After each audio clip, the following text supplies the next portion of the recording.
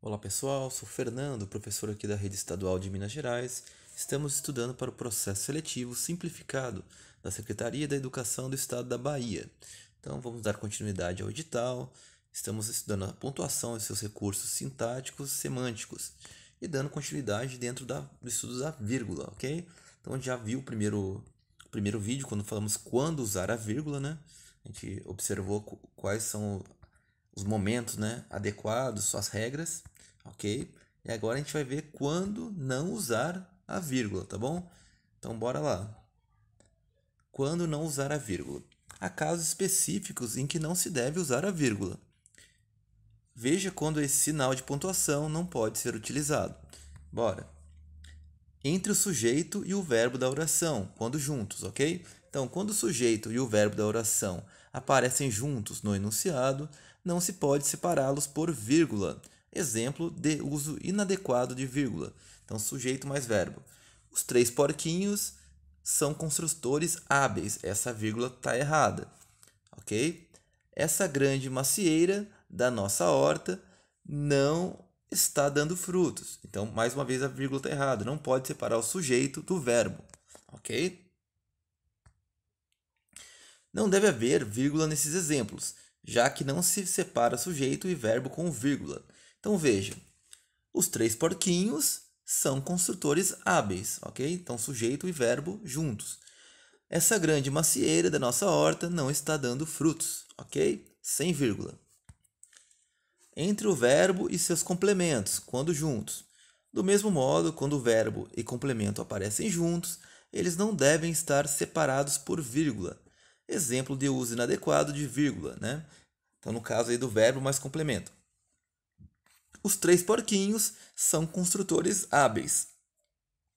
Então, essa vírgula está errada. Essa grande macieira da nossa horta não está dando frutos. Outro exemplo de vírgula inadequado. Como não se separa o verbo e o complemento com vírgula, os enunciados deveriam ser escritos dessa maneira. Os três porquinhos são construtores hábeis. Essa grande macieira da nossa horta não está dando frutos, ok? Então, junto o verbo e o complemento. Pois bem, próximo. Entre orações subordinadas, adjetivas restritivas.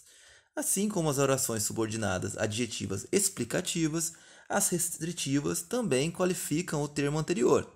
Porém, elas não apenas acrescentam uma informação adicional, e sim um elemento essencial ao termo anterior, não podendo ser omitido do enunciado.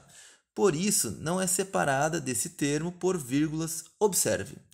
Então, o livro, que é meu preferido, tem um final surpreendente, ok? Então depende, para ter sentido, o livro que é meu preferido, se você deixar o que é meu preferido, fica sem sentido, ok? O homem que correu mais rápido viu primeiro o que tinha do outro lado. O homem que correu mais rápido viu primeiro o que tinha do outro lado. Sem vírgula, pessoal. Antes de oração adverbial consecutiva. A oração subordinada adverbial consecutiva é aquela que depende de uma oração principal para fazer sentido e que estabelece, com ela, relação de consequência.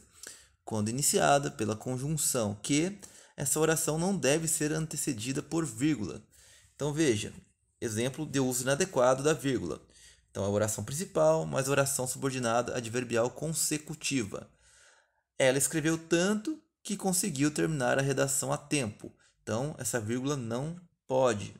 Ficamos tão longe do palco de modo que não conseguimos ver bem o show. Errada. Uso inadequado da vírgula.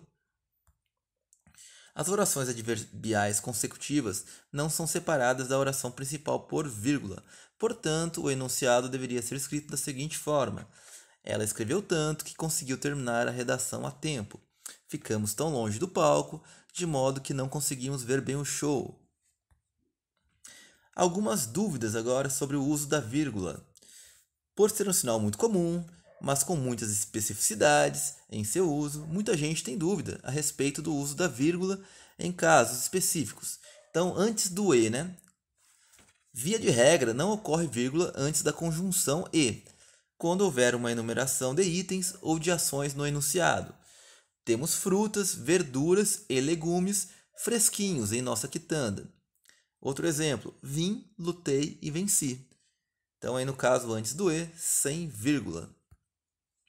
A exceção ocorre quando essa conjunção estiver entre duas orações com sujeitos diferentes, havendo vírgula para indicar essa situação.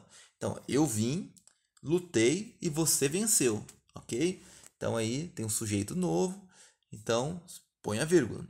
Também haverá vírgula antes de e quando essa conjunção for parte de uma expressão intercalada na oração. Temos diversos produtos e sempre com descontos em nossa loja, ok? Então é intercalada. Você poderia ter a frase: temos diversos produtos em nossa loja, mas ela está intercalada ali no meio, então bota a vírgula e sempre com descontos. Depois de mas, a conjunção mas também não costuma ser seguida de vírgula. Ela costuma ser apenas antecipada por vírgula, quando não houver pausa maior que peça o uso de pontos ou reticências. Então, ela entrou para comprar, mas não encontrou nada interessante, ok? Eu me atrasei demais para a festa, mas até que consegui me divertir. De modo similar ao que ocorre com o e, a conjunção mas pode ser seguida de vírgula quando houver uma expressão intercalando a oração. Então, ela entrou para comprar, mas, apesar de ter dinheiro, não encontrou nada interessante. Eu me atrasei demais para a festa, mas, assim que cheguei, comecei a me divertir. O uso correto aí da vírgula.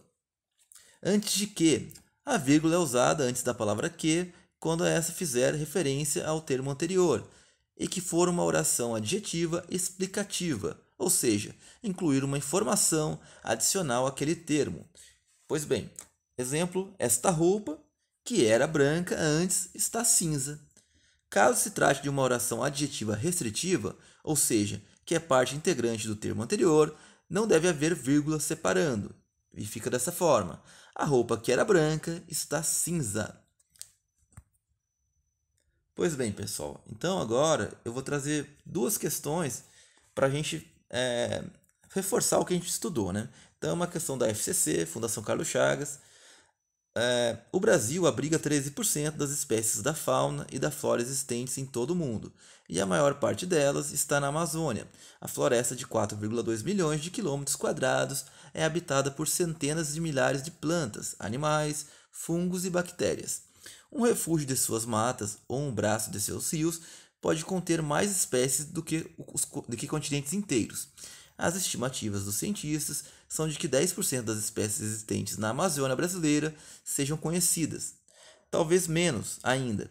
Assim, na escala amazônica, 10% já englobam números espantosos. Só de anfíbios são 250 espécies catalogadas, ante as 81 da Europa. Os mamíferos são 311, com mais de 20 espécies de macacos e 122 de morcegos. As abelhas são 3.000, borboletas e lagartas, desculpa pessoal, borboletas e lagartas, 1.800, e uma única árvore da Amazônia já foram encontrados 95 espécies de formigas, 10 a menos do que em toda a Alemanha. Ok? Então, um texto adaptado do Ayrton Escobar. As abelhas são 3.000, borboletas e lagartas 1.800. Em uma única árvore da Amazônia já foram encontradas 95 espécies de formigas, 10 a menos que em toda a Alemanha. Então, considere as afirmativas seguintes sobre os sinais de pontuação empregados no segmento transcrito. Então, a vírgula assinala a ausência do verbo na frase, cuja repetição é desnecessária por ser o mesmo da frase anterior. 2. Uma vírgula pode ser empregada em substituição ao travessão, sem alterar o sentido original. Está correto o que se afirma em apenas, ok?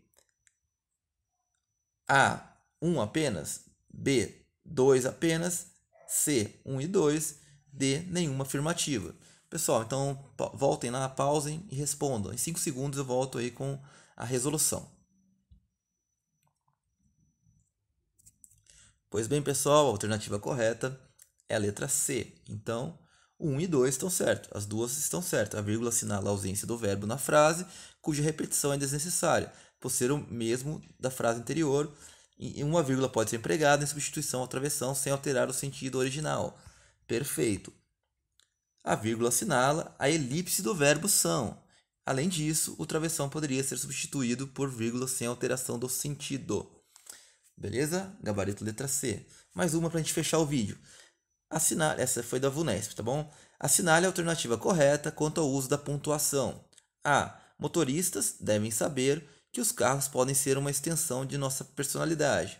Os congestionamentos e o número de motoristas na rua são as principais causas da ira de trânsito.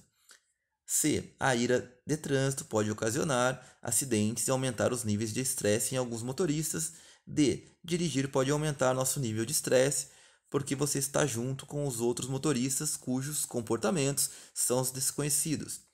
E, segundo alguns psicólogos, é possível, em certas circunstâncias, ceder à frustração para que a raiva seja aliviada. Ok, pessoal? Então pausem o vídeo, respondam. Em 5 segundos eu volto com a resolução. Pois bem, a alternativa correta é a letra E, ok? Então, segundo alguns psicólogos, é possível, em certas circunstâncias, ceder à frustração para que a raiva seja aliviada. Então, essa está correta. Por quê? Na alternativa A, o uso das duas vírgulas é inadequado por separar sujeito, verbo e complemento. Na alternativa B, o uso da vírgula é inadequado por separar sujeito e verbo. Na alternativa C, o uso da vírgula é inadequado por separar verbo e complemento. Na alternativa D, o uso da primeira vírgula é inadequado por separar verbo e complemento. E o uso da terceira vírgula também é inadequado por separar sujeito e verbo. Gabarito, letra E. Pois bem, pessoal, então vamos seguir nos estudos. Um abraço, até a próxima.